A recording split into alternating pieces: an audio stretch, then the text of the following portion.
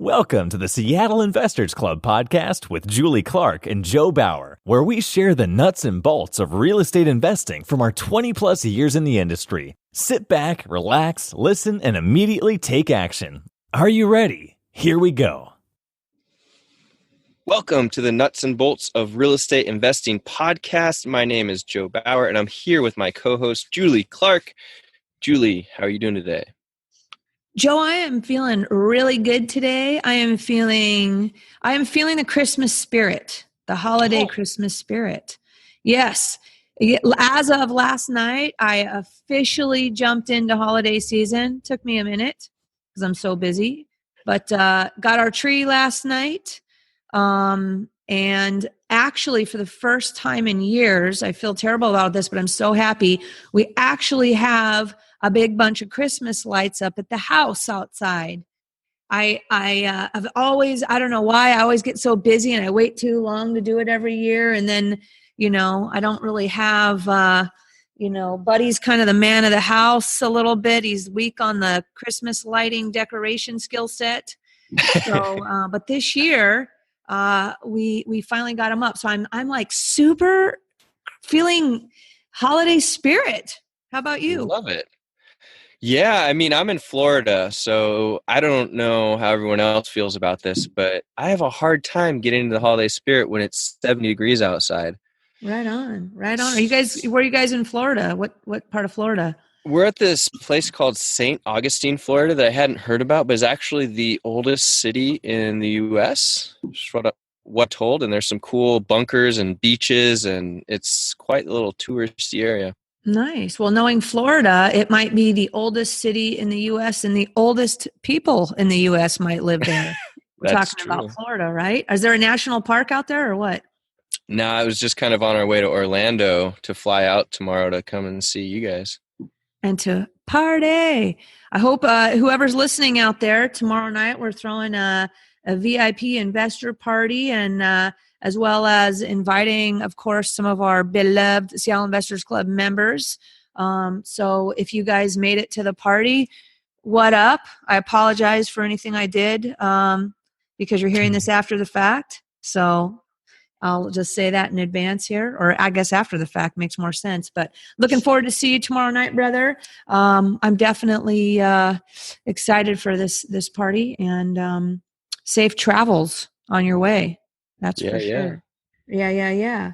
Well, speaking of travelers, right? How's that? Speaking of travelers, we have some of the most jet-setting investors on the line with us today. That's our friend Marishka and Larry Gill of Evergreen Advisors, who just got back. What are you guys? Kauai just rolled in? Well, technically Montana, but just before that, Kauai, yeah. Stopped off in Montana on the way back, or what? Yeah, our pilot got confused, I think, and we ended up landing in Bozeman. I don't know, it was weird. We needed to go to Montana to cool off our sunburns or too bad. Yeah, roll around in the snow a bit. Rub it in. What were you guys doing in Montana? Oh, just taking care of some family stuff, but right on. Well, it's all good. Yeah. Well, I was just talking to all my friends because I don't know why I have this bug. Joe, I think you went last year, like to Whitefish, right? So they have this train, the Empire Builder, that you can jump on, like an overnight train, drops you off in Whitefish. Oh, cool. Right? And you go to Whitefish Lodge and do some skiing, right, Joe? It is awesome there. The skiing, fantastic. There's not many crowds. It's a huge mountain. Highly recommend it. Totally going to do that. Larry went to college, in Montana, because he's actually a Montana boy, and I think he skipped a lot of class to go skiing. Yeah. Nice. Good stuff. Yes, I am super stoked for ski season this year, ski and snowboard with my two little knuckle draggers, I guess I'll call them. Well, one's a knuckle dragger and the other's on the sticks. But awesome, guys. Well, welcome back to the Pacific Northwest. And we're going to jump into this podcast today. We love it. We're going to talk about what you guys are up to. You guys are a special lane, always hold a special place in my heart. for your creative real estate investing and your specialty in lease options and note investing, which is what we're going to be talking about today, guys. Cool. Well, Joe, thanks so much for having us on too. We really appreciate it. You guys are problem. awesome. We've only been begging you guys for the last month, and we must be calling you on Aloha time. Finally got you guys dialed in here. So let's get to it. And Joe's going to kick us off. So Joe, the floor is yours. Awesome. Heck yes. So the first question, guys, is always about getting to know you more.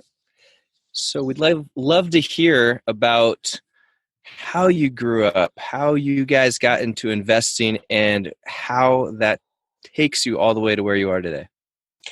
Well, I'm going to go ahead and just kind of break in here for 1 second, and I'm going to let Marishka do the talking, because, I really marry it up, and I married Marishka for her money and her brains and everything else, and her beauty and so on. So, but anyway, as many of you that know us know that she basically is a wonderful talker and everything else. So I'm just going to say my hat's off to my beautiful wife here, and she's going to I'm going to let her explain everything. Well, I will say that Larry, we love you. Just if she says anything wrong, just kick her under the table, and we'll see what goes. I'll still be here on the side occasionally. Yeah. I'll be watching my P's and Q's. Yeah. Well, Larry sometimes jokes that I drug him kicking and screaming to his first real estate investor meeting, which was, I don't know, probably 15 years ago. Anyway, I grew up in a builder family, so I guess I was always interested in real estate investing, but we didn't really pull the trigger probably until about 2007. That was a great time. Are you from Washington, Marishka? So I'm originally from Puyallup, Washington, born and raised. And so I've actually lived here all my life. I've had some different jobs that have, taken me around the country, but this has always been my home base. And Larry, he grew up in Montana in a little town called Harlem, and moved to Seattle probably about 30 years ago. Nice. So what was your day job back in the day prior to jumping into the real estate game? Well, I kind of always balanced between two different things. One of them was I actually did originate mortgages for a while back in the 90s. And then that led me to eventually to a company that developed mortgage loan origination and loan servicing software. So that was career path A. And then there was career path B, where I worked in healthcare, primarily administration, business development, that sort of thing. And so I kind of bounced back and forth between those two things. And it was during the most recent healthcare administration iteration that we, got our first rental property and kind of started doing lease options, and eventually decided that, it was time for me to quit my job and do this full time. Nice. Now, what was Larry? Larry's background, wasn't he like in photography, or was that just a hobby? No, actually, Larry had a very successful commercial photography business for about 30 years. He built it from scratch, had a lot of big name clients in the Pacific Northwest. He does very, very little of that now. He just, there's a couple of clients that he just has a lot of loyalty to. And so he still does the odd job for them, here and there. But quite frankly, I got an odd job for Larry. Larry, bring your camera to the party. No. He doesn't do event photography at all. Come on. It's like, his sister a lot of times, she's like, oh, why don't you come to our house and we're going to have, this party or whatever. Oh, and bring your camera. It's like, oh, gee, do you want to hire somebody, or do you want family there? Right on. Well, I have a feeling we'll twist his arm somehow. No doubt. But anyway, he's just too busy now that, our full time, if you will, is the real estate. And that just, keeps us busy. And then, in between, we're traveling and riding our tandem bike and having a good time. That's right. You guys are bike riders. That's right. I see all your crazy adventures there on social media, where you guys always seem to have a bike with you somewhere. What do you do? What do you do? You rent bikes in Kauai, since you seem to be there all the time? Actually, that's a really good question. We have looked enviously at bikes, bicyclists in Kauai, but we're a little apprehensive because you have to watch out for both the tourists who, they're gawking at everything. And so you're worried they're going to crash into you. And then the locals who drive like crazy people. So we're a little apprehensive about riding there, although we did rent bikes once in Kauai, and there's a nice little trail kind of on the east side going through Kapa'a. It's about, I think it's like a 17-mile trail now or something like that, and goes right along the ocean and really lovely. But they're rental bikes, and so they were what they were. I just tried not too long ago to rent bikes in Maui for the girls and myself when we were in Maui, and they don't rent bikes to kids like under 12. Oh, really? Some weird rule there. Yeah. I don't know, liability or whatever. But all right, well, let's get on to the good stuff here. Although that was probably the better stuff, let's just say. But well, we do. That is our second office. Or, we like to consider Kauai our satellite office. So we try to get there as often as possible. I've noticed. Yes. No, and Larry's always wearing a Hawaiian shirt too. Yes, near and dear to his heart. That's right. Well, right on. Okay. Well, when you're not vacationing and riding bikes, tell the listeners today, what do you guys focus on in your business? Is it lease options and notes, or one more than the other? Or give us the update there. Yeah, no, and that's an interesting question because, the strategy might change a little bit from time to time, but one thing remains constant, and that is cash flow. Because cash flow can give you mailbox money every month, whether you're working or not.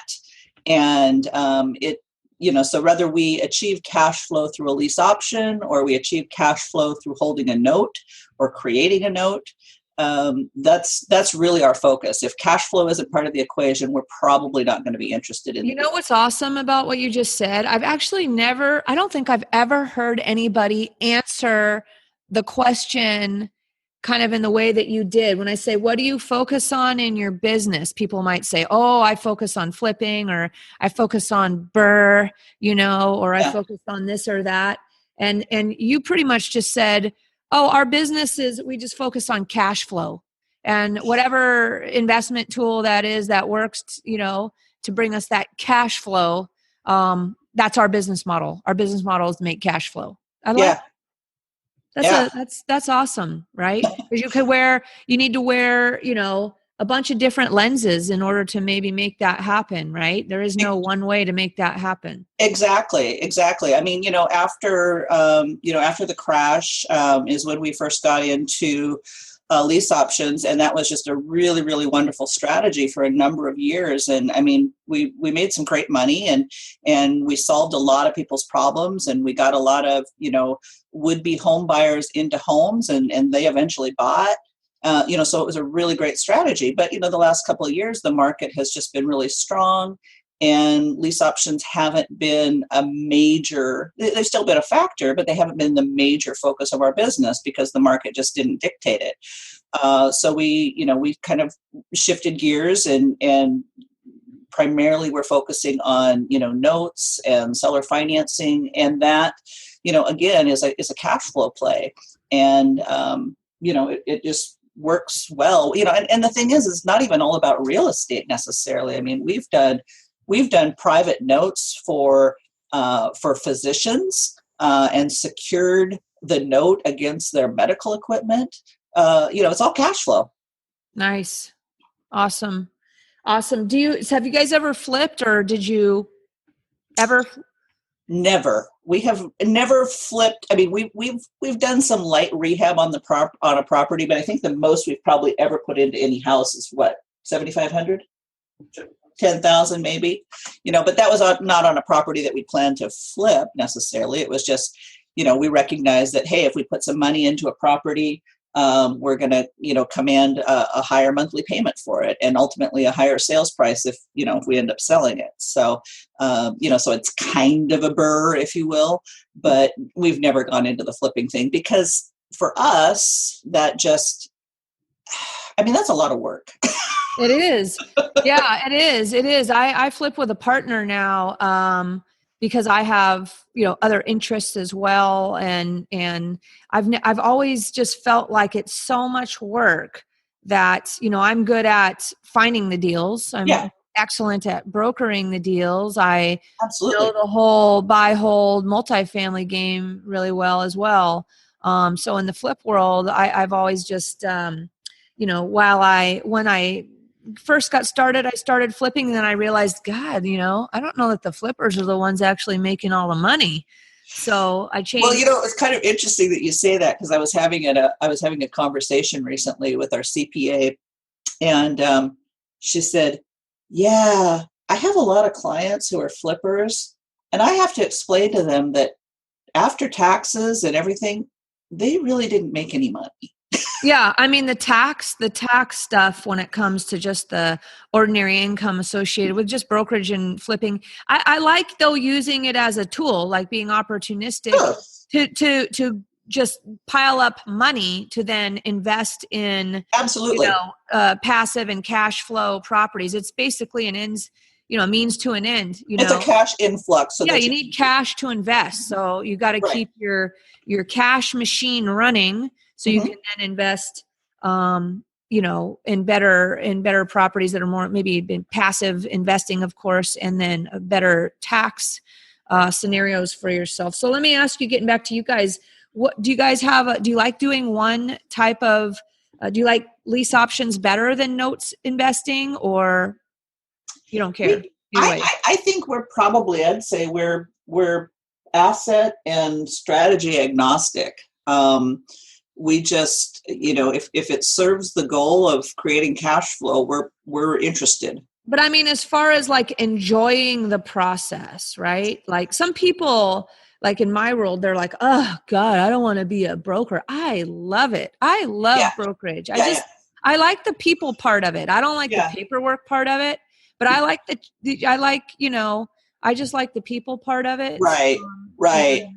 Well, I mean, I think anytime we can, you mentioned the people part, and I think, certainly with the lease options, you're having a lot more face-to-face discussion with, probably a seller of a property and or a tenant buyer, a prospective buyer of the property who's going to rent it for a while, and, solving their problems and everything. But, not everybody's going to be a good fit. And so, that there's that. And the paperwork, sometimes can be a little tedious when you're, doing a note, buying a note, creating a note. But you have to do paperwork, and you have to have good paperwork for a lease option too. So is the lease option paperwork versus the note paperwork, is one more tedious than the other? I almost think that the note stuff would be easier. Well, it depends. If you're creating your own note, you know what you have, right? And so, so that's very clean. And you can, you might have an attorney who you work with who, helped you create your paperwork, maybe the first time, and then you just kind of recycled it going forward. And you can do the same thing with the lease option. But if you're I'm buying a note from someone, there's a lot of due diligence that has to occur. I mean, there's due diligence when you buy a house too, but it's a little different with the note paperwork. You need to kind of dive in. If you're buying a note that's already existing, you've got to, make sure that there's a good chain of title. You want to look at the note itself. You have to do due diligence on the owner. I mean, whoever's paying the note, right? Which you don't know you do on other types of investments. You're having to research that person. Yeah. So there's a lot of due diligence that goes along with that. But I mean, that's true really of almost any investment, or there should be true of any investment. I mean, we have a friend who, I was chatting with her, and she's like, "Oh, wow, you really have to be on your game, to be doing what you're doing." And I asked her, I said, "So what do you do?" And she says, "Well, we invest in the stock market, and our broker handles all of that." I was like, "Well, okay. So your broker, they probably get paid whether you make money or not, right?" Well, yeah. And how much due diligence have you done on your broker? And how much due diligence have you done on the underlying assets that you're buying? So, I mean, it's just all a trade-off, right? Right. I mean, I think I just did a video. It's the same in wholesaling and flipping.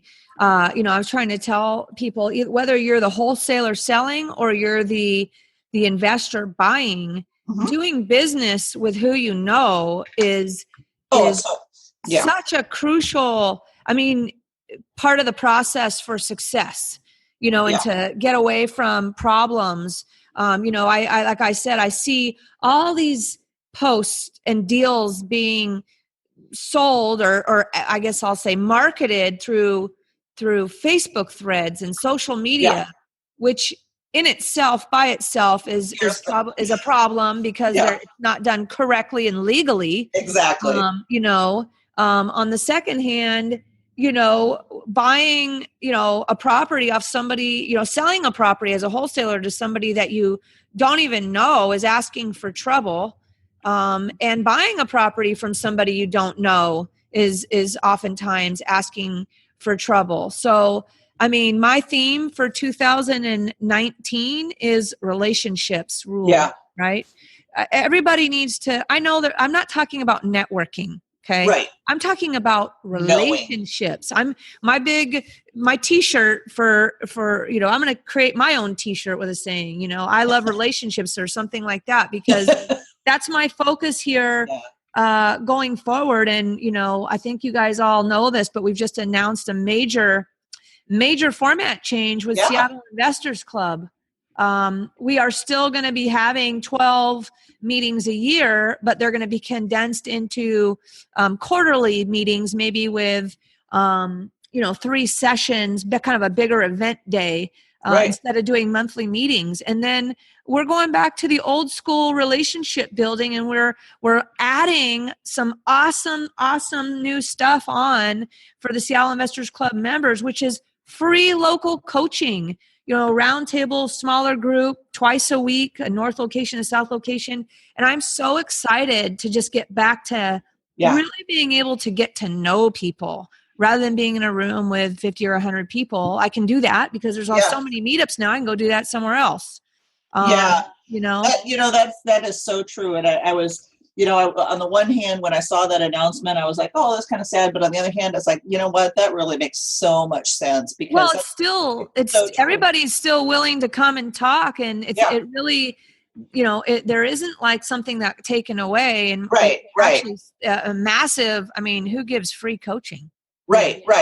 So, well, and the thing is like you say, having a relationship with someone, whether it's a business partner, or, let's face it, when you're doing real estate deals, whether they're wholesaling or flipping or lease options or a note, that's a business relationship as well. So getting to know that person really well and understanding, kind of what makes them tick and how they're going to react to a certain set of stimuli, and, can you count on them? That's a big deal. And that is part of due diligence. Yeah. And I would say, it seems like with lease options and note investing, either one of those is that is even requires more almost relationship building. That's you really got to dig into people's wants, needs, and situations more so than maybe, buying off a wholesaler or whatever, like we said. So which investment strategy between the two, we talked about which one you like better. I don't know if I got the answer just from the pure joy standpoint, because I piped in and we got sidetracked there for a minute. What do you like? Which one do you like better? You got to pick one. Oh gosh.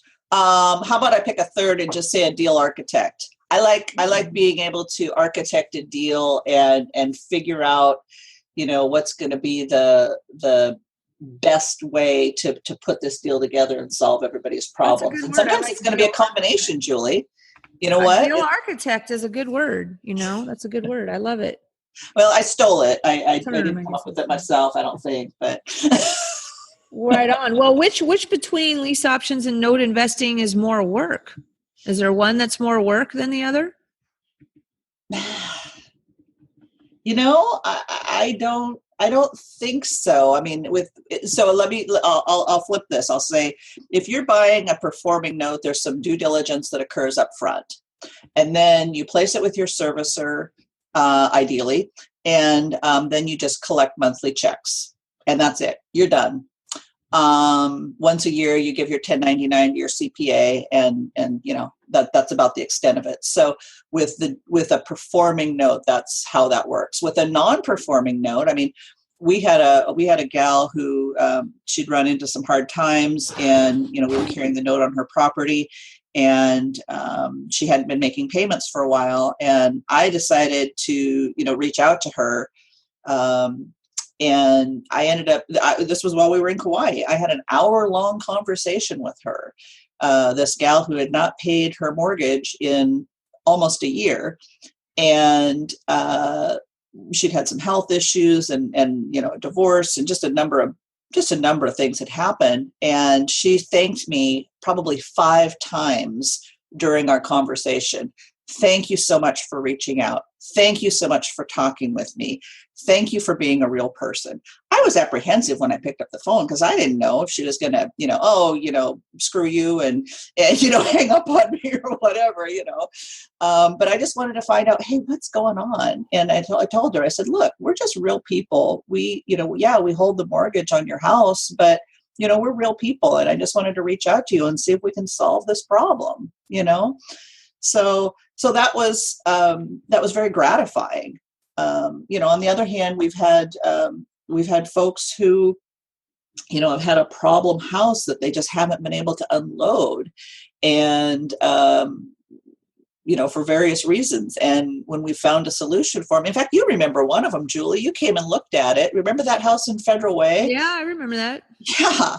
Well, so that house, the guy had bought it in 2007 or 8, something like that. Had done a beautiful rehab on it, and then the market crashed, and he was scrambling to try to salvage his investment. And so he put a tenant in there. He, as per usual, he didn't do much he didn't do any screening, I don't think. And the folks lived there for a number of years and paid rent on the 1st every month in cash until they didn't. They called him one day and said, we're out of here. Keys are on the table. And, you looked at it, that place was a dump. And there was no equity. I remember you said, and I checked with a couple of other people too, who I trust, and they were like, yeah, the numbers just don't work here. It had just been trashed. And we ended up solving the problem. We found a guy who actually he wasn't a flipper, but he was a remodeler, a rehabber for consumers. And so he actually had the skills, had never owned his own home, and had lived in that same neighborhood for 17 years as a renter. And he wanted to keep his kids in the same school district. Good story. Yeah. Yeah. And he's like, I can fix this house up. And we're like, okay. And, we didn't make a lot of money on that at first, but we solved the problem. We ended up taking that over doing a sandwich lease option on it. Originally, we didn't start out that way. We just put the deal together for the seller. And then he said, I really want you to just take it over. And after a number of years, this guy proved himself as far as being a timely payer. He did a beautiful job on the rehab, by the way. The house looks great. And, the market appreciation hasn't hurt either. But he pays on the 1st every month. And we recently just bought the home because his option is expired. And we're like, you know what? He's going to be a great renter for as long as he wants. He doesn't ever have to move as far as we're concerned. And you guys were in a sandwich situation at that point? At that point, we were in a sandwich situation. And then we ended up buying the house and, with a ton of equity, built it. Now, if this guy ever gets it together and wants to buy, we'll sell it to him. But I just don't know that he will. And that's because your option price was better. Was a good price and was better. And yes. That's actually very interesting, guys. So you might, and you have found such a good tenant that it makes sense for you to just convert it to a traditional rental. Yeah, exactly. Awesome. Yeah. What a great way, if you're listening, to add to your arsenal as a way to test. It's almost like a test drive, Burr. Oh my goodness, yes. Holy smokes, guys. That is sweet. Did you guys hear what we just said? Lease options are like a test drive to Burr. If that makes any sense. And maybe I need to think about it further, but it sure Well, the thing you have to be prepared for is if they have the capacity to buy. If you're actually doing a lease option and they have the capacity and the desire to buy, you do have to be okay with selling it. Right. So, that's the caveat there. You're not going to keep it as a long-term rental if they decide they're going to buy. And we've had a number of people who have decided that they're going to buy. But you know what? That's okay, because we make a nice little profit at the end because of how we've structured the deal up front. Well, it's just a matter of putting it on the radar. Yeah. Right. I've heard, other investors use the word lens. Which lens do you have on? Our friend Thatch, I heard him recently say that, using that term lens. And that's a perfect word, because you could be wearing the lens of a lease option investor. Sure. Okay. And never put the lens on as a BRRRR buy and hold, or it's not even BRRRR. It's just, it's a conversion to a traditional rental. You might never have that lens on because you're so focused on this is a lease option. Right. And not being aware of the scenario presenting itself, but it might be a good time to convert and just buy it. Right. And that's, and that's really true. And I think when we first got started doing lease options, we didn't really recognize how powerful they were. We were very happy collecting an option consideration, and we were very happy collecting a rent spread. But as these options started to mature, we started seeing big windfalls coming in, either from people buying, or, we could just sell. Or we could keep the property, as a rental. So there's a lot of, it gives you a lot of flexibility. I don't know why I never thought about converting until we just said this, converting a lease option to my own rental later. If I was because you don't hang out with me enough. We're always drinking too much when we're hanging out. That's the thing, right? That's the thing. God dang it. I gotta sober up here. That's fantastic, Marishka. I love it. That's really cool.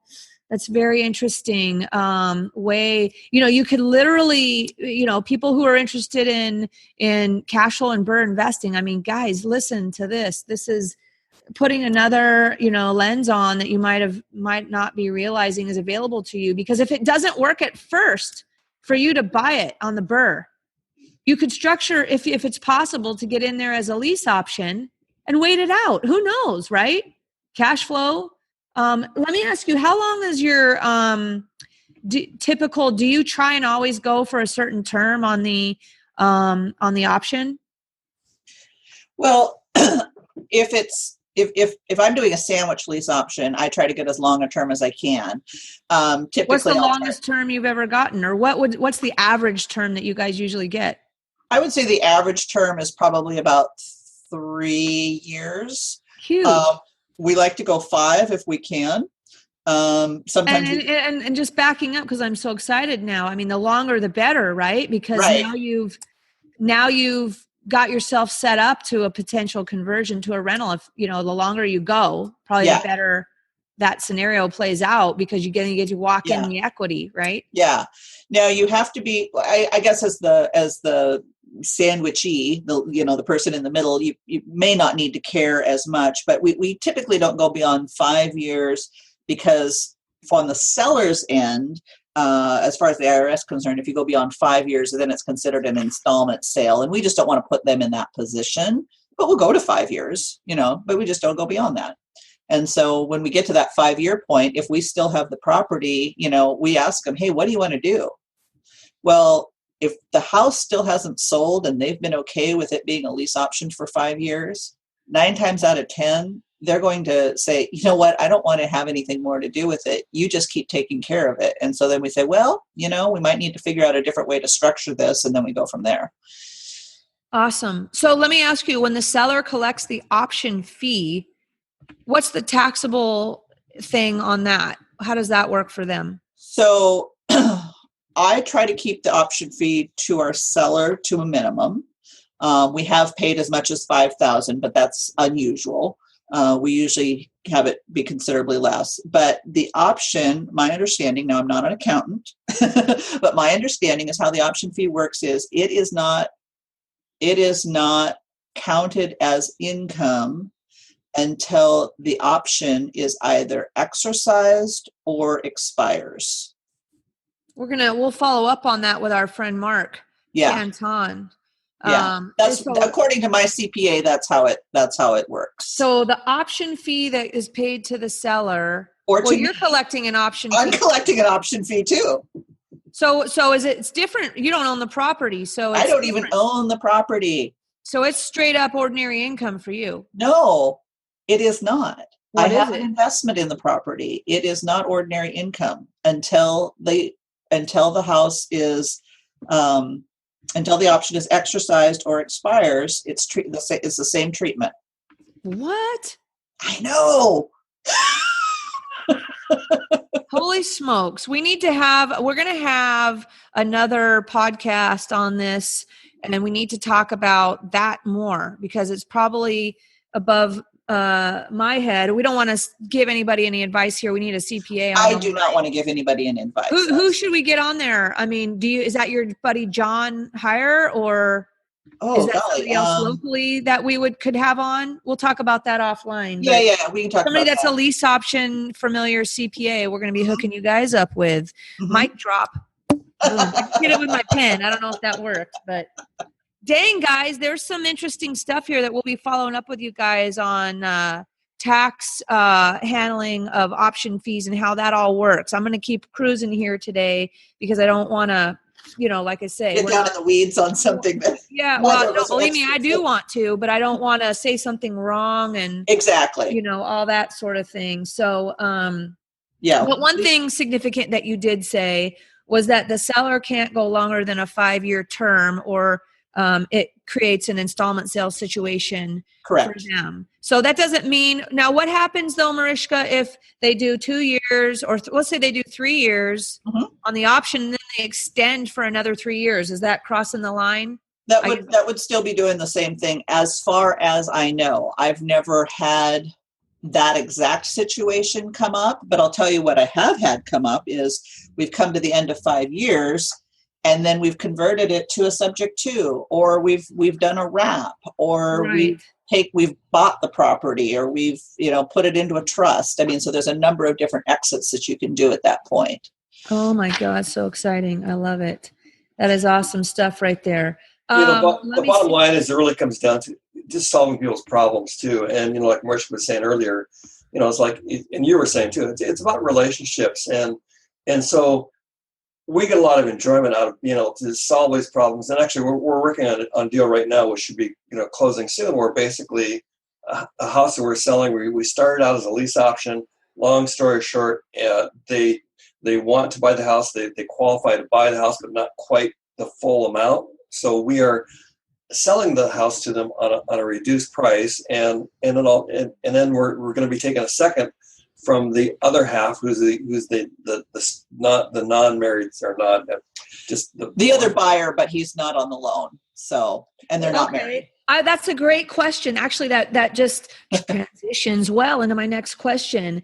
Do lease options and note investing collide on the same deal? Yeah. That's what you just described. Yeah. And I want to, before I forget about it, I want to say something significant. So let's say your buyer, let's say you're in a lease option and your tenant buyer is going to close and they're going to exercise and close, right? Yeah. And, like you said, maybe they don't qualify fully yet, but they come close. Maybe they're short by $50,000 or something like that. Mm-hmm. If it was one buyer or a couple, whatever, on the loan together, would that first lien lender allow you to take a second, or does that have, like you have it set up where on this particular one you just mentioned, one buyer was on the loan and then your second is with the second buyer not on the loan? Will a first lien lender allow that second, or no? So in the way we did it on this one we're working on right now, that is allowed, because the buyer or the borrower for the second is not on the loan for the first. Now, if they were married, that would be that could be problematic, and they of course wouldn't allow the first borrower, if they're only qualified to pay X amount. They're not going to allow them to have a second. So it's going to be kind of on a case-by-case basis. This particular situation worked out because this couple is not married. They both wanted to be on the deed, but she was the only one who could qualify on the first. Now, he has income, and he's contributing to the household, but it just worked out that way that we were able to structure it this way on this deal. Right. So typically, guys, what we're saying is that if it was just a single person or a couple that exercised their option to purchase the home, and let's say they were buying it for $600 and they only qualified on the loan at that point for $550. But deal's a deal. They have a contract. They're supposed to exercise at $600. Let me ask you, I don't know if, do you think that some people, I don't know, I like to play by the rules, so I'm not suggesting anybody do this. Okay. Right. But I'm just talking here. Right. I'm a rule follower, but just bringing it up, it made me say, can you take back that second and then just not record it unless you had to for some reason? Yeah, I mean, I suppose theoretically you could. I mean, there's always a risk if you don't record.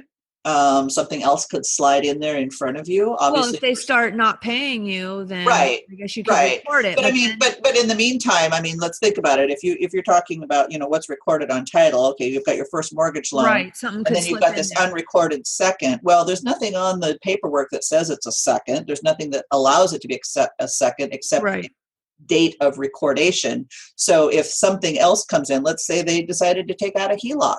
Oh, well, guess who's in third now? Yeah, you don't want to do that. I think I got too excited there for so I mean, it's probably is that a scenario that doesn't come up often then in regards to it probably doesn't come up often. Okay. I mean, it would. I think it would be on a real case-by-case basis, but something to be aware of, though. Again, if it's not on your radar, you're not going to see it. One of my favorite quotes is from Louis Pasteur, and it says, "Chance favors the prepared mind."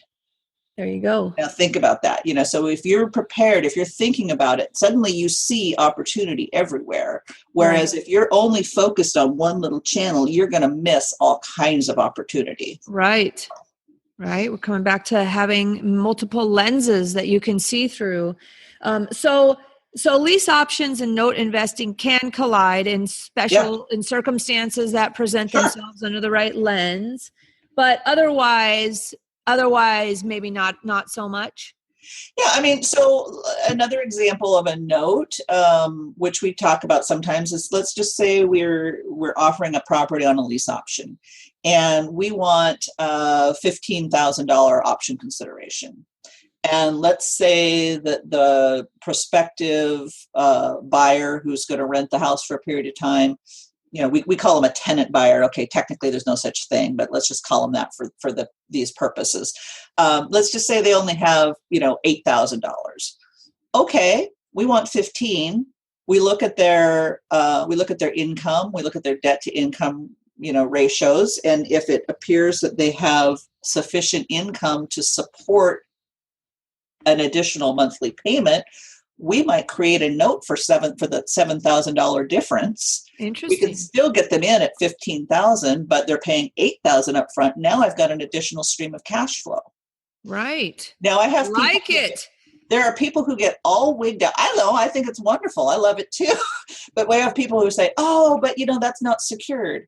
Well, who cares? You just created money. And you weren't going to get it anyways. Otherwise, you're not going to get it. Yeah. Right. But I mean, I guess to me, because I'm a little maybe like to be nicey nice so much that, I don't know that, I guess I don't want to hurt that tenant buyer either. Right. No. So, but I mean, there's a difference between somebody being able, I guess, if you think about it, to afford something and then versus I'm not going to put they have in their pocket just because they don't have the extra $7,000 cash at this time doesn't mean that they can't afford it because they have.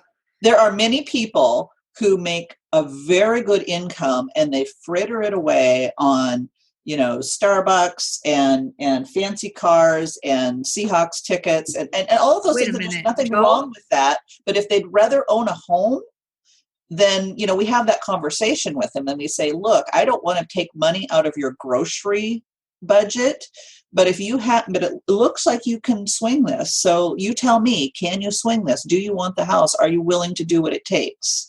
Nice. Interesting. I mean, it's all good stuff, right? You guys can Yeah. all roll however you want. But again, these are just like giving you some things to think about, some opportunities that you might not be aware of, where there's little cash flow hits that you can grab, right? This is all good stuff.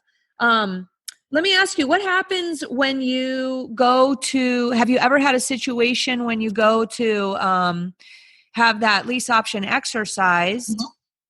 Because a lease option can be whatever term it is, right? I'll tell you guys in a minute about something I got going on, but have you ever had a situation arise where the property, when they go to exercise the lease option and put their more traditional loan on, that it doesn't appraise?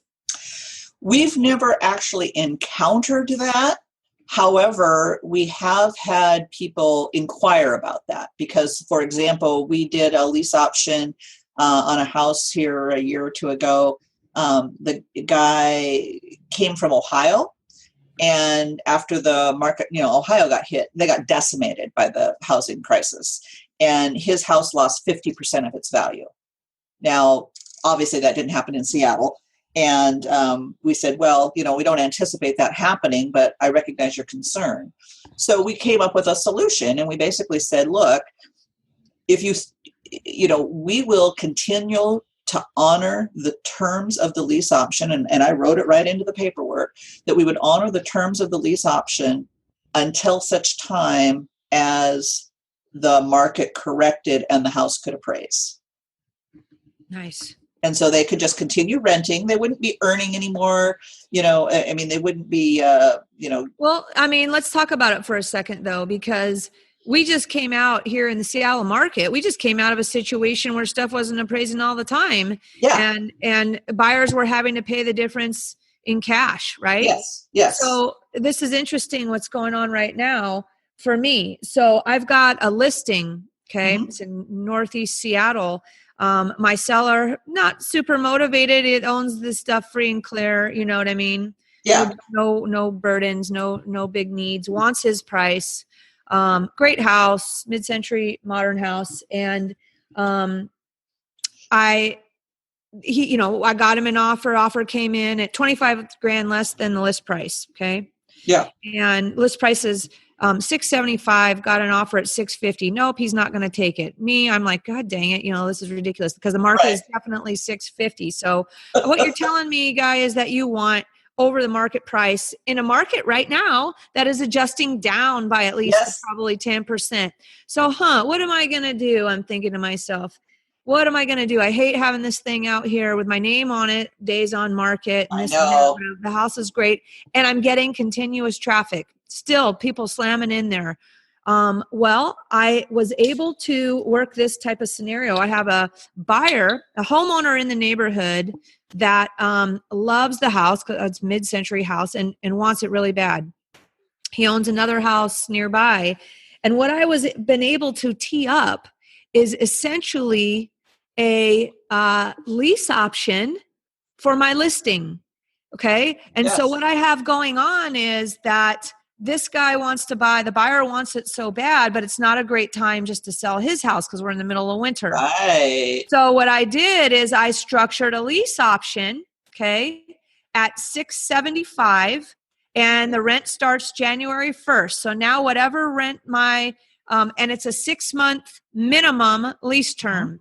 So that's 6 months of rent at, I'll say $2,300 or so that they're going to charge in the rent. That adds to the purchase price. So he's getting his purchase price to $675 because the guy is planning to make it his long-term house, and he realizes paying a premium. He's cool with that because he wants it really bad and he wants to stay in the neighborhood. On top of that, now not only is my seller getting their list price, which is $25,000 higher than market, they're adding to that by collecting rent for 6 months. So now we're up to whatever, right? Yep. I got him a 5% lease option fee.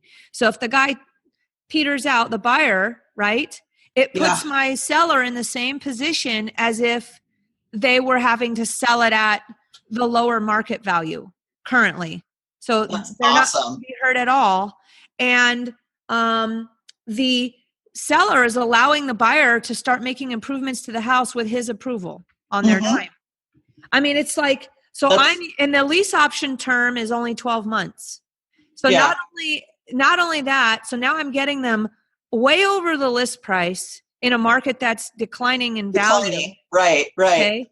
And so I'm going to collect, and I'm basically dual agent. Everybody knows it, because that I'm able to, not only that, I'm giving back the seller part of the buyer's commission. So now add that on top for the seller. This guy loves me now and owns a bunch of property.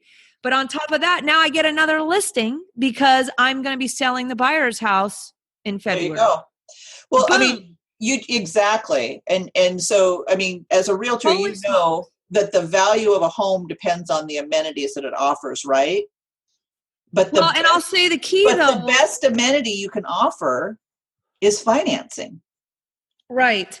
But what's interesting is he's not really offering, it's almost like a different spin on a contingent offer, contingent home sale. Right. It's much safer for my seller. Yeah. Much safer for my seller. Is going to be safer always. Right. And then with a contingent home sale, you're just getting the list price maybe. Maybe you can charge more. Yeah. But in this situation, we're getting a kick-ass huge premium. But if they, if the house doesn't sell on a contingent offer, who's left holding the bag? Right. So it's my seller is loving me. I mean, there's some motivation. The clincher is, though, that there's some motivation of this buyer who wants this house. Yes. But, in any neighborhood, that could be possible. You just have to know how to talk. If you're the listing agent, you got to know how to talk to the buyers and offer up these types of scenarios, right? Home run for the buyer, home run for the seller, home run for me as the agent. Yes, I'm not collecting passive income and all that other stuff, right? But you're getting an extra kicker. I just got myself up. First of all, I got a listing sold that maybe I might not have otherwise been able to sell. Then I'm getting dual agent fees on it. And then I'm getting another house to sell.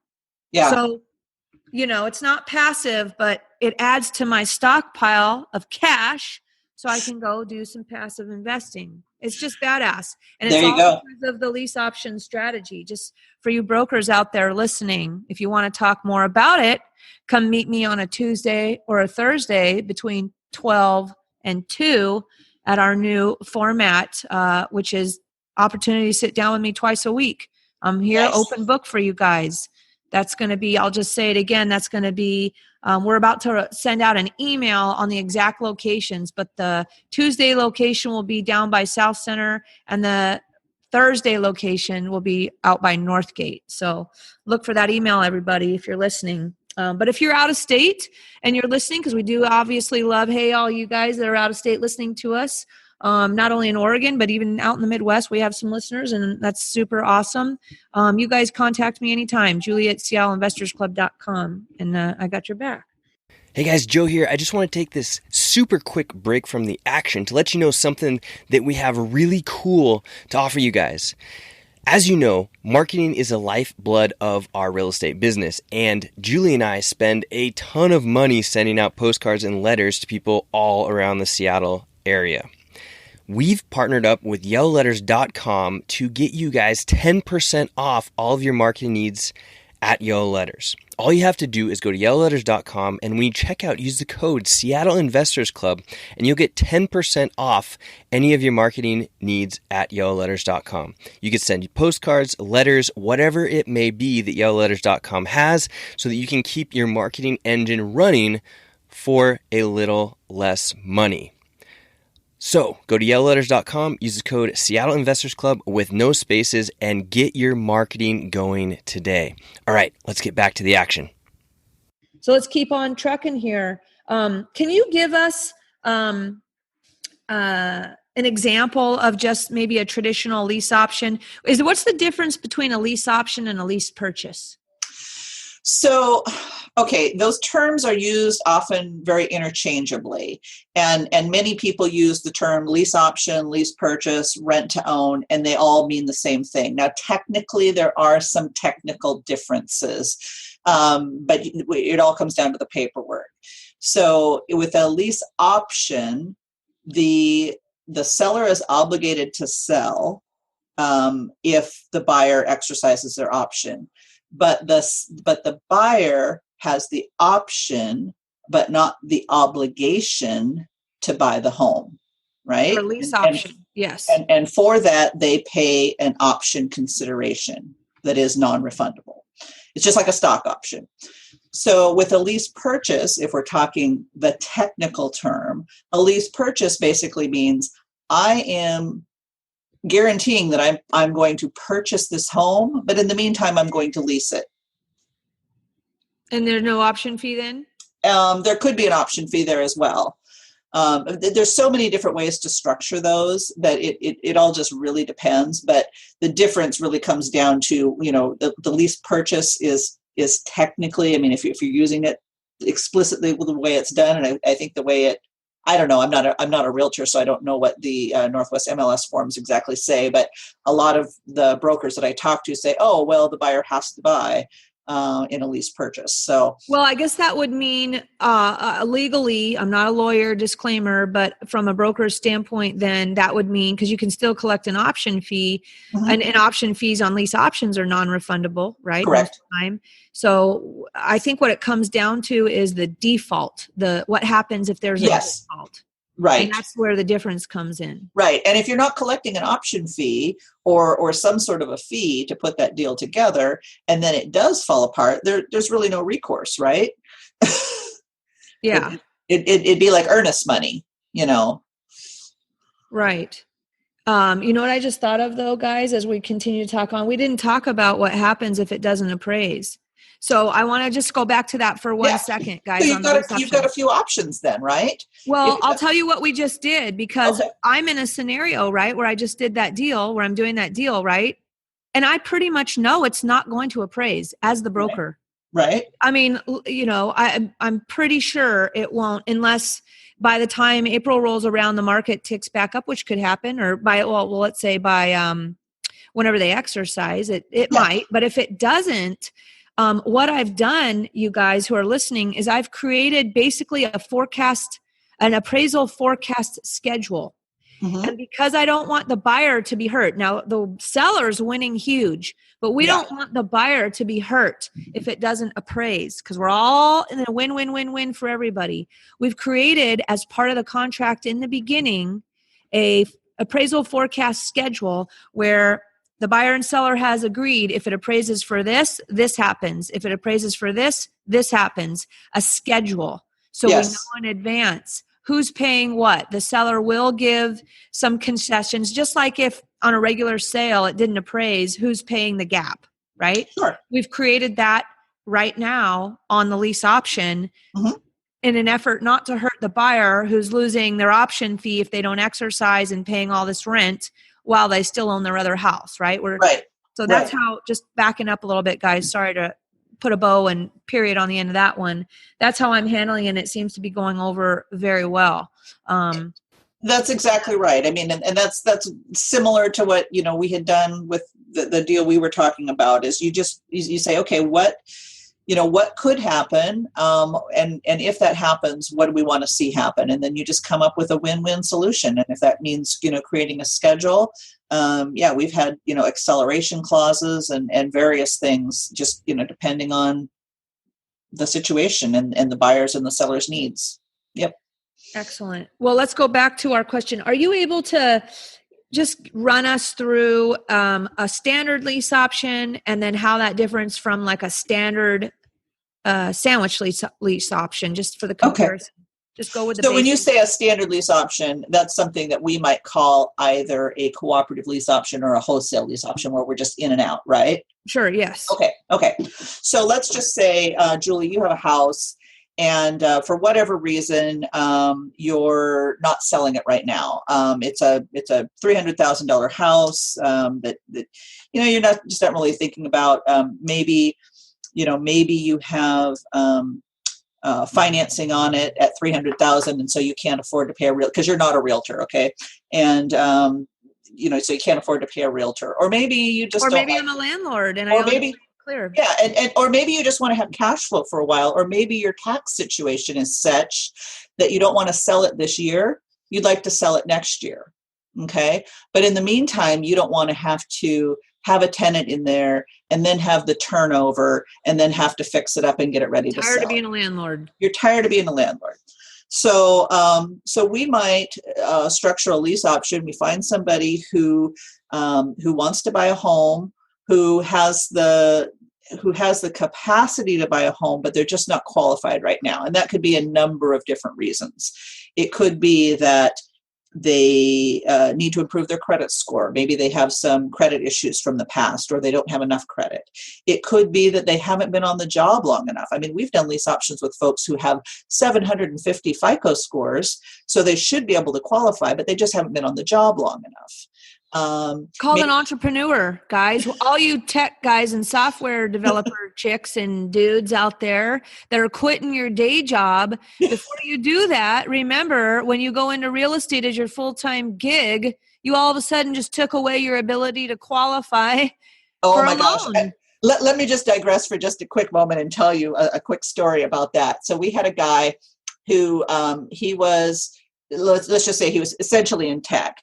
And he lease optioned a house from us, and he paid a pretty hefty option consideration. He paid about $30,000 for his option consideration, and he looked, pretty good. He had really solid income, super solid income, and he had, his debt to income ratio was fine. His credit wasn't bad. He had a couple of small collections from way back when that he just needed to pay off. And I said, you need to pay these off, right?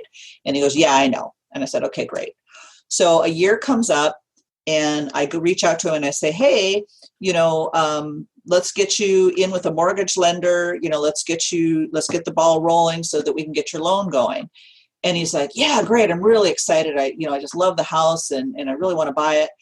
And he goes, oh, and I have great news. I quit my job. I started my own company. And I said, you what? And he goes, yeah. I said, you're still working at your old company, right? He goes, no, I quit to start the new one. And I was like, you can't buy now, right? He goes, what do you mean? I said, no bank is going to loan to you. Not for 2 years. So we extended the term on that one and, changed the terms and everything. But Jeez, right? Yeah, I think that's what, like I said, a hot topic for me is like to talk about people understanding from the start which borrowing lane they're in. If you're on a team, you guys, one of you needs to keep your day job so you guys can continue to borrow money until you've established yourself as a proven, real estate investor, and you can transition over your borrowing power. Very, very, very, very. If you don't take anything away from this other than that today, that's a major nugget for you guys. So, so we're back to getting back. Yeah. So most of the time these are good people who just have fallen through the traditional mortgage lending cracks, and they just need a little time, and sometimes it's even people who maybe are just new to the area and they're just not certain that they want to buy. But if they do, they don't want to have to move again. So in general, good people who are almost there, right? So we'll put the deal together, collect the option consideration, or maybe, in some situations we might share it like you're doing with the homeowner, the seller. And then basically we work in cooperation with the seller. So we'll lease option the property, and then we can either just sell that contract to the end user, the buyer, the prospective buyer, or we can structure it where we create the paperwork with the buyer, and then we assign that back to the seller. So there's a couple of different ways we can do that. But basically, we're just collecting a fee, and then the seller takes over and collects the rent from the prospective buyer / renter, and then eventually. And how is that? How do you avoid being called a broker? Because I have an interest in the property. I have paper on it, and so I have a contract with the seller, and then we have a contract with the buyer. Okay. Clear enough. Right on. Yeah. And so the difference on that is we're just making a fee up front, and that's it. In a sandwich lease option, we're Are you able to get 50-50 splits with the seller on that situation, or how are you able to? Usually we take 100%, but in some situations we'll do 50-50. So when you take 100% of the option fee, right? Yeah. Then that's the question. Are the option fees can be either applied to the purchase price or applied to the down payment, or how do you, or not applied at all, or not, it's just a poof. I mean, to the buyer, they're paying that. Yeah. So it adds to their purchase price essentially. Right.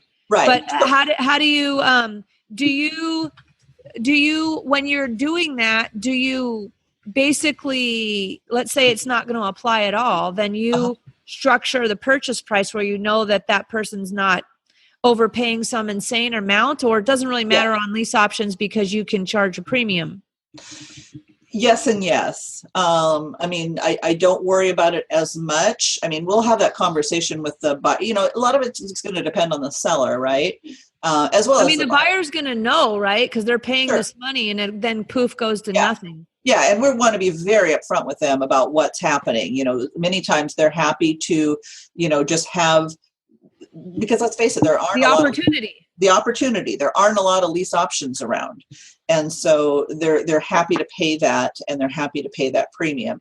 Now, we usually like them to feel like they're getting something for it. And so let's just say that the option fee is $10,000, and you were happy, Julie, with $300,000. We might price it at $310,000, and that $10,000 applies toward the purchase. Right. So you see how that works? Yes. Right. Yeah. So that's it. You know, we're in and out in that situation. And that's either, you know, depending on what part of the country you're in, you might call that a cooperative lease option because you're cooperating with the seller, or you might call it a wholesale lease option because you're just kind of in and out. A sandwich lease is different. Let me ask you, how do you determine what the option fee is for people who are listening? I think the answer I might know, but tell everybody do you have like a starting point you try to go for, and then you back it up from there depending on their... Yeah. Do you remember the Magic 8 Ball? I love the Magic 8 Ball. That's what I use. In fact, I think I'm going to get one for the party because that sounds like a fun thing. Thank you. I'm going to write the note down for that. Get 8 Ball. And for some of you old 1980s, 1990s people, an 8 Ball is also like then they used to call that a Old English 800. You know, the malt liquor. Might grab one of those too. Right. I digress. Okay, I wasn't sure where you were going with that one. So you start off, do you try to collect like 2 or 3%, like a percent, and then back it up from there, or what? Yeah, I mean, you know, it's kind of a finesse thing where you know, I look at market conditions, I look at what the price of the home is. If you're talking a mid-range home, not Seattle mid-range, it's hard to get, you know, 5% on an $800,000 house. You know, it's possible, but it's hard. It's very easy on a $200,000 or $300,000 house. I'm getting 5% on a $675,000 house, right? Because you figure if we're applying it towards the down payment, we're going to put 20% down. Yeah. For somebody who's planning to do 20% down, that shouldn't be an issue. Yeah. So, you know, there's so many factors that come into it. You know, how long do I want to sit on this? You know, how quickly do we need to turn it over? You know, if we, you know, I'm happy making a quick, you know, $7,000-8,000 but, you know, obviously 15, 25 or more is better. So it really just depends on what my situation is. There's no hard and fast rule about it. Why would you decide? Now, I'll let you explain what a sandwich lease option is the difference, but then let us know how you would, I would imagine most of the time you would prefer to go for a sandwich because there's a bigger payoff for you. But in what scenarios, you know, is that true, what I just said? Or how do you decide? Does it just present itself as either one way or another? That's kind of, you know, crystal balls out onto it pushes you one way or another, or do you always go for sandwich and, you know?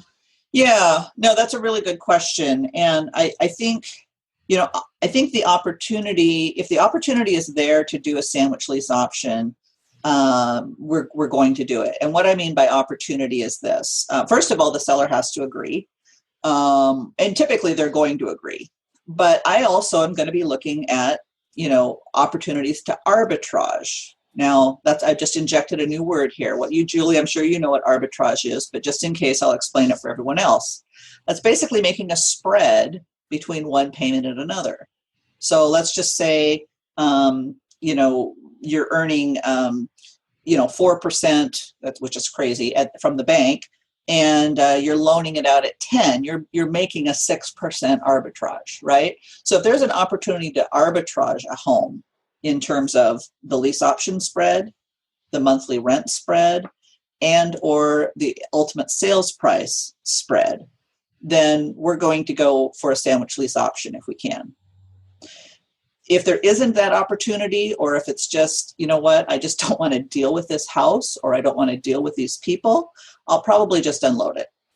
Right. So each situation is different. What I like about what I find interesting, which I think some people, personality types, just love it. It's like a crossword puzzle on every single one. Yeah. I realize that flipping homes is a little bit crossword puzzle like, because you get to go in and rearrange a floor plan and that kind of thing. But if you don't want to deal with contractors, guys, lease options is a fun way to, get into that, flow of crossword puzzle stuff, I guess I'll say. I mean, I would say I like having a flip partner, and I love the deal structure, like you said, the deal architect stuff as well. So yes, that's why I'm, high up on, I'm just so excited. And we're going super long today because this is so fascinating to me. Cool. Speaking of arbitrage, I want to throw in a little arbitrage in there for all you people that have huge tax bills. Like I certainly have had freaking enormous hundreds of thousands of dollars of tax bills in my lifetime. I'm talking about in 1 year. Yep. I'm not saying, I'm just telling you what I've done before. You guys can talk to your CPA and your attorney and whoever, your mama or whoever else, that you want to talk to about this. But arbitrage, I have taken when I was going to have like $150,000 tax bill that I had to pay, I had my CPA calculate what the progressive, I believe it was a progressive penalty would be. And that, let's say it was going to total 6%. And then I went and loaned that money out at 12%. And made 6% and paid my penalty, but made an arbitrage of 6%, right? Nice. On that. Yeah. Little fun stuff for you guys there. Well, and that's another, that reminds me of something. I mean, one thing that you can do, like if you have a bunch of notes, and maybe they're just small notes, maybe they're, $20, $50, $80,000 notes, or more, you can earmark that cash flow to pay off certain things. So let's just say you have a car loan, or let's just say you have a student loan, or let's just say you have a utility bill or a mortgage of your own or something. You can earmark those notes to pay off those things, which is kind of cool. Yeah, totally.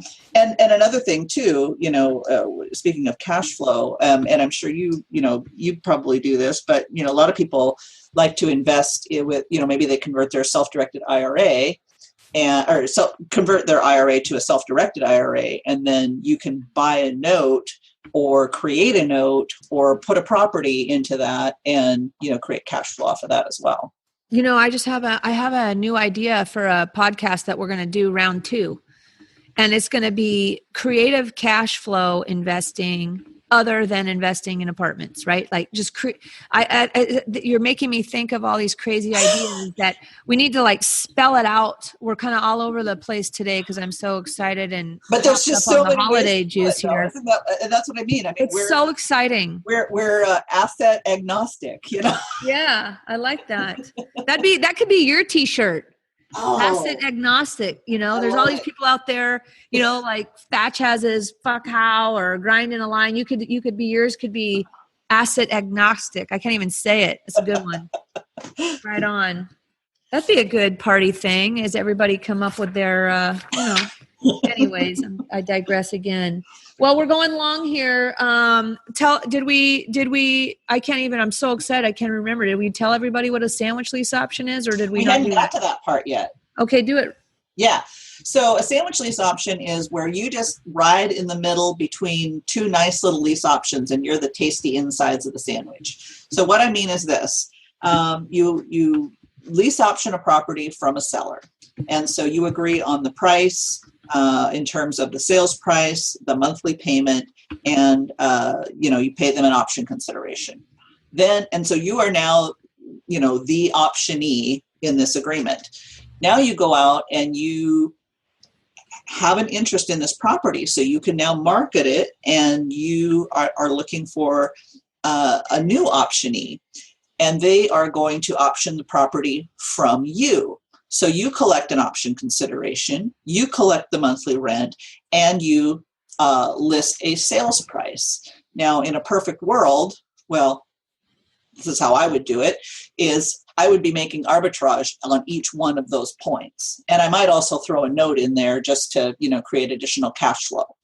So, let's just say your price is, $350,000, but you're going to sell it to an end buyer for $425,000. And your monthly payment is $1,400 a month, but your tenant is going to pay you $1,700 a month. And you might have given the seller from whom you're lease optioning $1,000, but you're collecting 10 or 15 from your tenant buyer. On the option fee. On the option fee. So in each case, you're creating spread, you're creating arbitrage, and you're responsible to the seller for those payments, but you're collecting them from the tenant as well and making a spread. Spectacularly fun. Let me ask you real quick, what is the legal stuff that needs to be done on lease options? Like, you have to do a credit check on the tenant buyer? Do you need to qualify them on a mortgage and see how much they're short and then put them with a credit specialist? Do you have to do any of that stuff?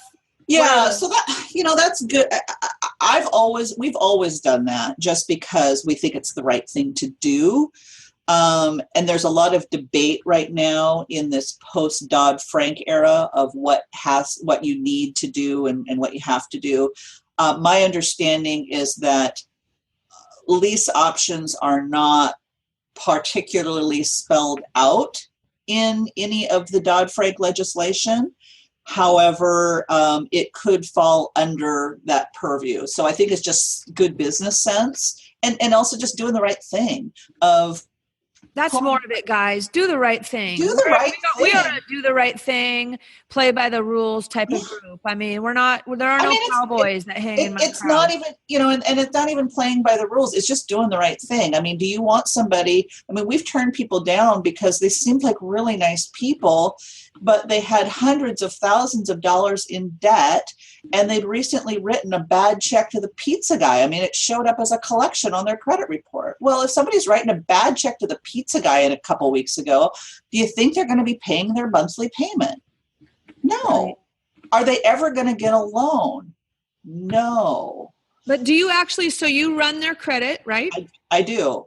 Do you run them? When do you get them pre-qualified for the loan? Later, or what's this RMLO? Is that who runs the credit? So an RMLO is required if you're doing seller financing. So I personally, but not with a lease option. But a lease option, my understanding, again, talk with your attorney because every attorney is going to have a different take on this. This is where the gray area comes in. This is where the gray area comes in, right? So, some people say, oh, a lease option is seller financing. I don't think it is. But, I'm not an attorney and I've never been sued, partly because we do the right thing. We treat people I don't see, right. How could it be considered seller financing? I don't know, but some wacko judge, and depending on how your paperwork is structured. Well, that goes down to the question of, are you crediting part of the rent towards the purchase price? Is that something you try to avoid? I do try to avoid that now. We didn't used to. Because of the gray area. Because of the gray area. There's you still guys ways catching that?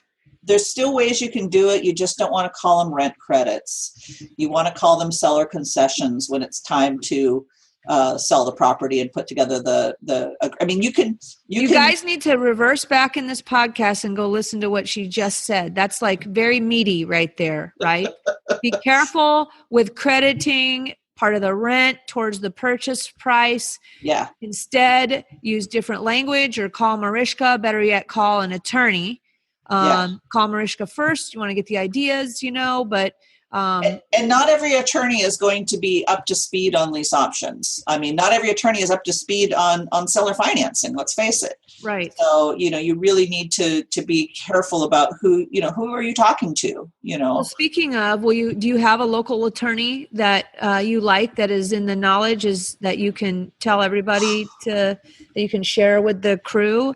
I mean, again, the amount of people that are probably going to route and do this is minimal, even though we hope you guys all run. I mean, we use different attorneys for different things. And so again, we first, started doing our lease options, back in, way before, Barney Frank and Chris Dodd, decided to change the face of. So you guys are dialed on that. I mean, does Clint Coons, does he know about this sort of stuff? So I believe so. I mean, they didn't necessarily advise us. We do use Anderson Business Advisors and Clint Coons for various things. They didn't necessarily advise us on how to structure our lease options, but I believe they are familiar with them. Okay. And would give, good advice. There's a few other attorneys. I have not worked with him directly, but actually Clint referred me to a guy in Gig Harbor. His name's John Burley. Let's see. We've done whoever's listening out there, if you play around with lease options or know of any attorneys, hook us up down at the bottom of the show notes. Joe, what do they do to do that? Make a comment. How do they do it? We're sharing. Everybody should share. Just make a comment at SeattleInvestorsClub.com/58 down the bottom. Cool. There you go.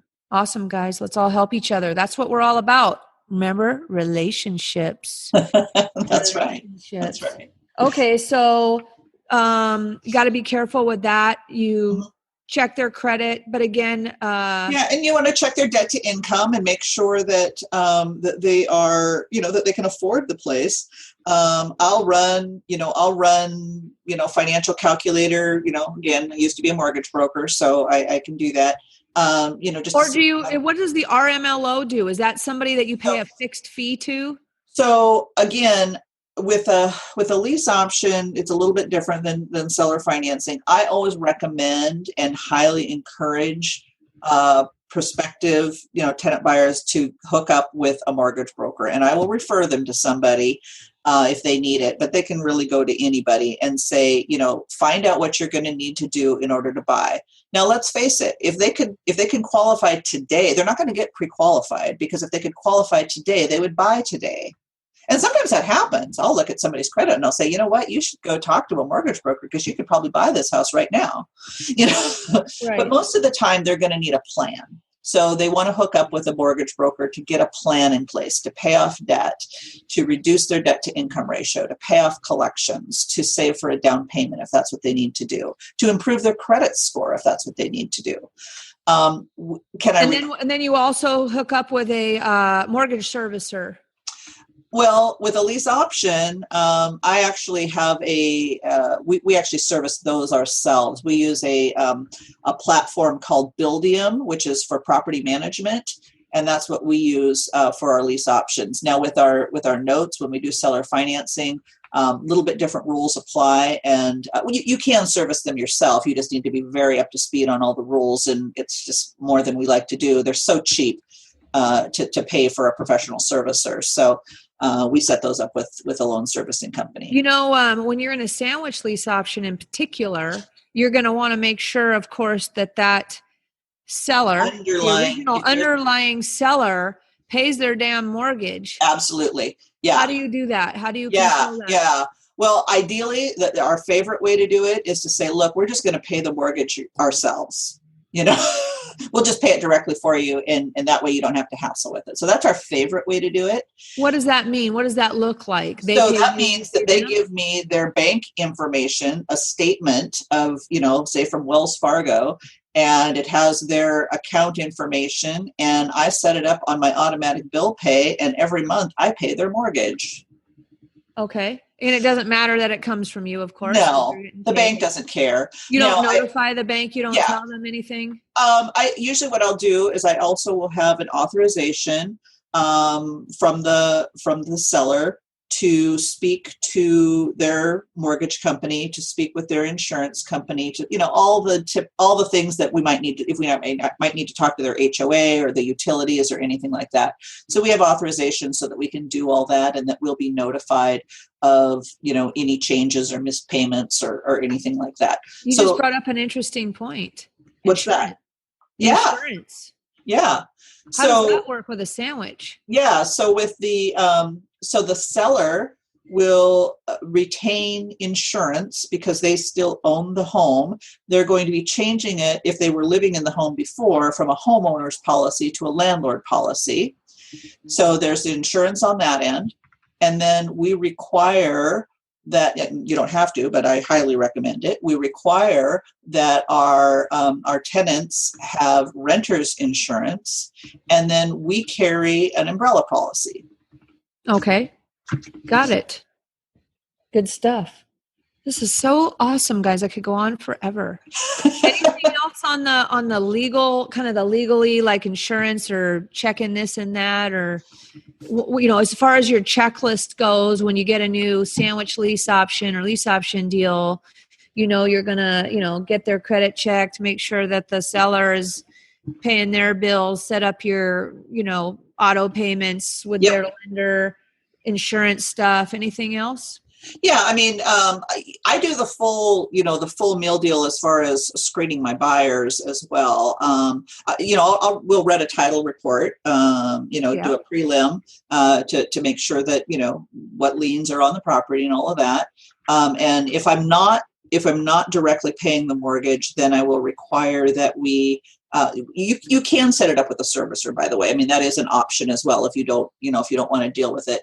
But we will, require that they periodically send us a statement so that we can just, look at it and see how things are going.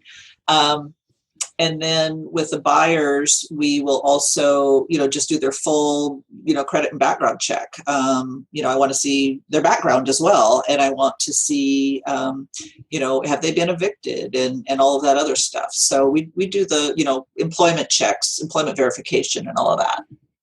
Wow. Such good stuff. Do you, how about premiums? Do you charge I know that lease option rents and lease option sale prices, you can charge premiums for. Do you have kind of okay, we're going to, how do you determine what the premium is?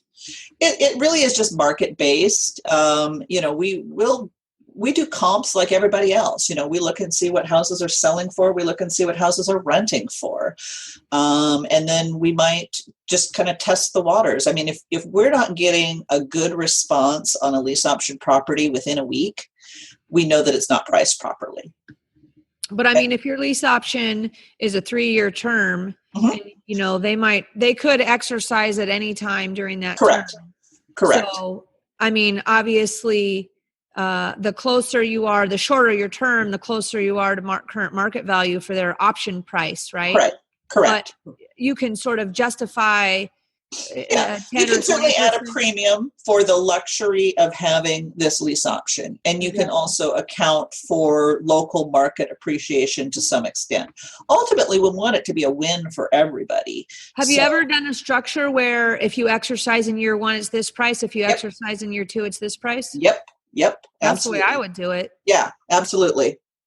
Right. And then you have appraisal forecast schedule that if it didn't appraise, you could have an agreed upon, who covers the spread thing. That's probably the way I would want to do it there. Yeah, absolutely. I think that, that makes a lot of sense. When we were first doing them, again, back in, 2008, 9, 10, the market was pretty flat. And so we were typically doing, 2, sometimes maybe 3-year terms for the buyer. As the market got hotter and hotter, we started limiting our terms to 1 year. Yeah. Just so that they wouldn't get out of control. And if somebody needed more time, then we'd certainly do that, that structured strike price that you mentioned.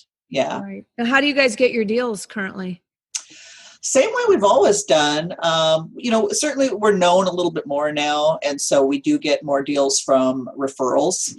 But we just look for people who are looking to buy, or who are tired of, looking for people who are wanting to sell. And, maybe they just can't go the traditional route, or they don't want to go to the traditional route. And we also look for people who are tired landlords. Those are our two biggest selling groups. So freaking awesome, guys. I'm looking. Are you guys constantly marketing for tenant buyers? And how do you do that?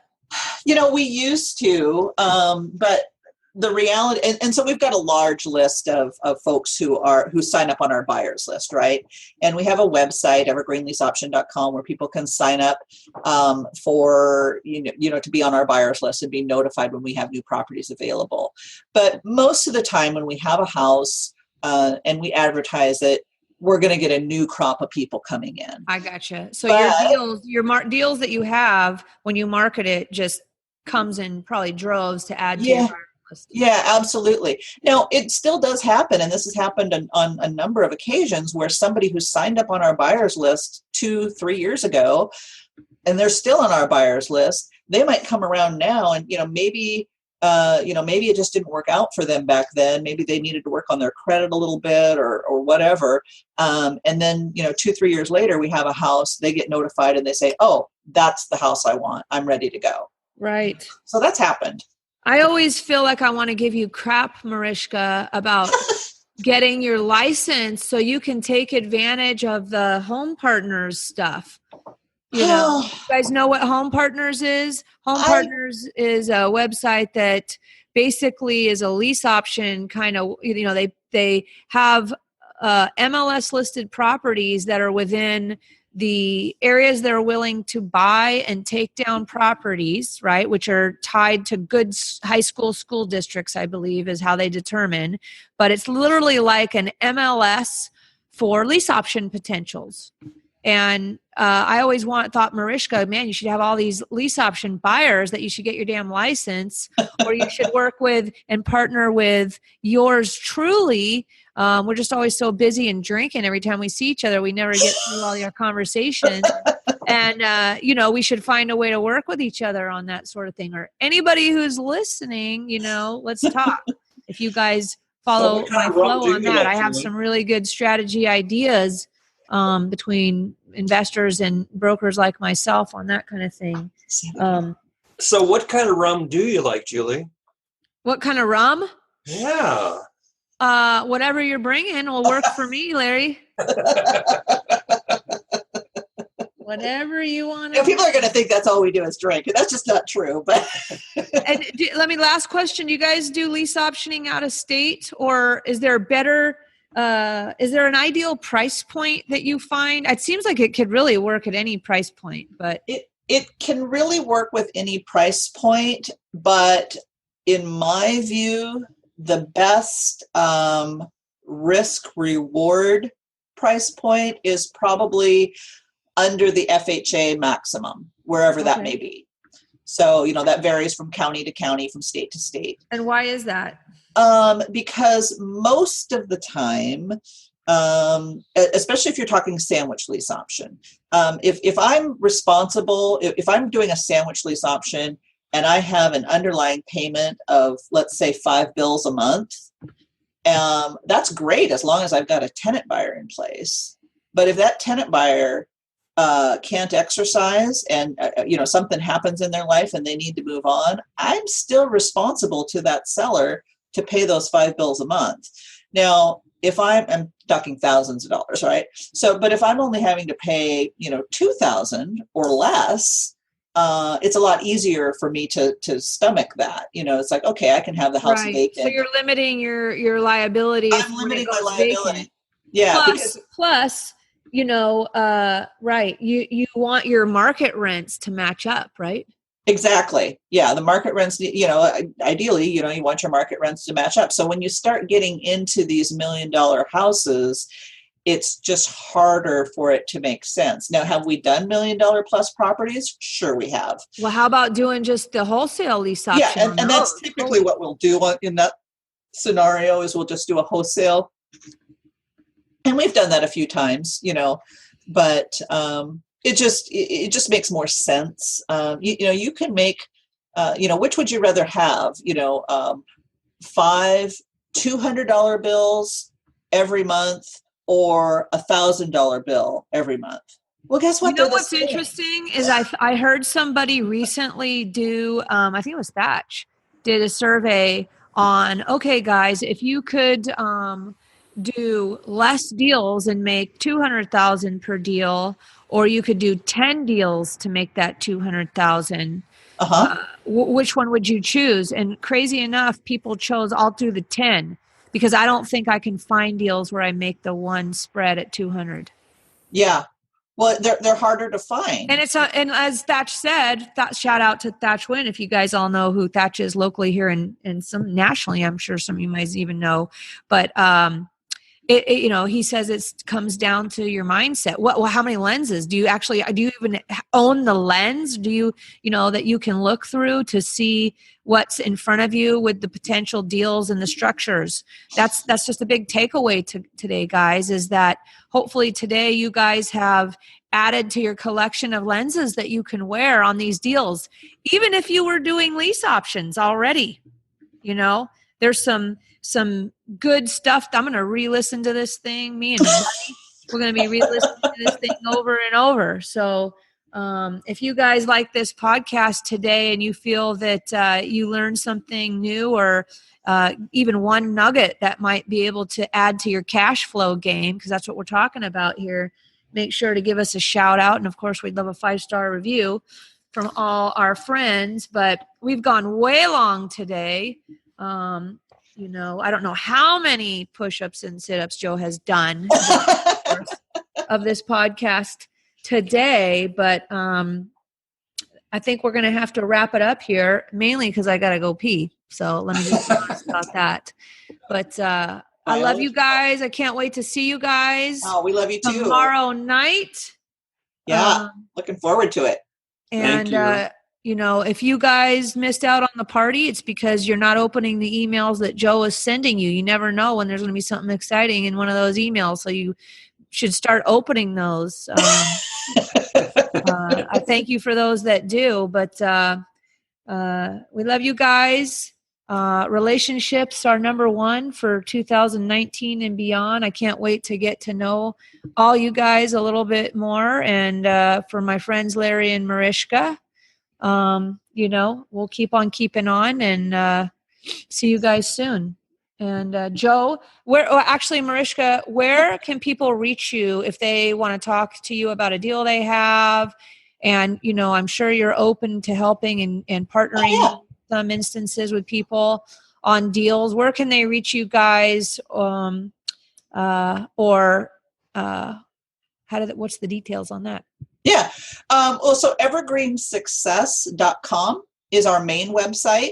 And from that, you can, there's a contact us page that's got all of our contact information. You can just, shoot us a question, just from that site. But you can also kind of drop down to other sites about notes and about lease options and other things. So evergreensuccess.com is probably the best way to find us. Are you guys still doing your meetup? You guys were doing a meetup for a while.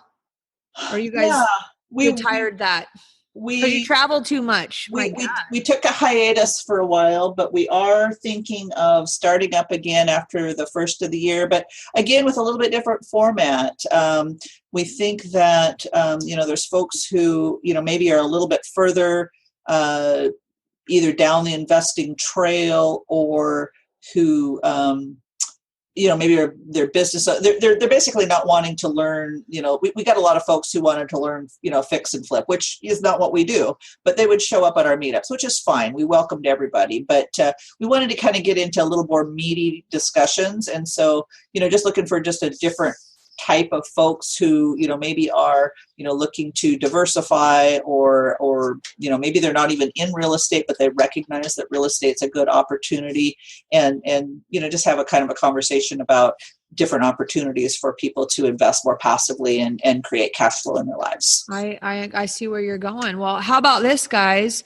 We are going to have Larry and Marishka. I'm sure I will be able to twist their arm to join us at one of our weekly, either Tuesday or Thursday roundtables. That'd be awesome. That are going to be from 12 to 2 every week. Like I said, Northgate area and South Center location. And we will give you guys a shout out when we know that they are going to be there.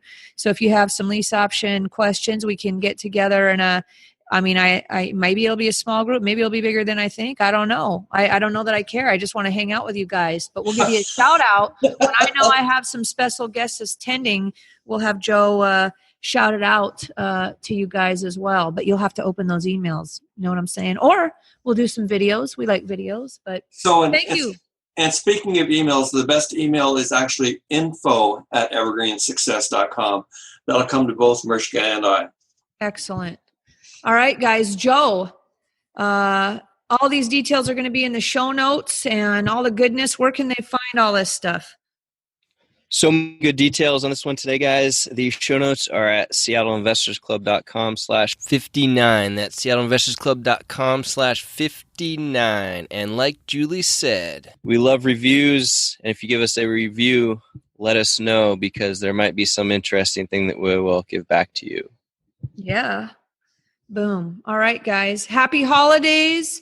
I don't know when this one drops. Happy New Year is probably more appropriate at this point. So look forward to getting to know you guys more in 2019, and over and out. Thank you. Thanks so much. Thank you. Take care. See you guys. Bye.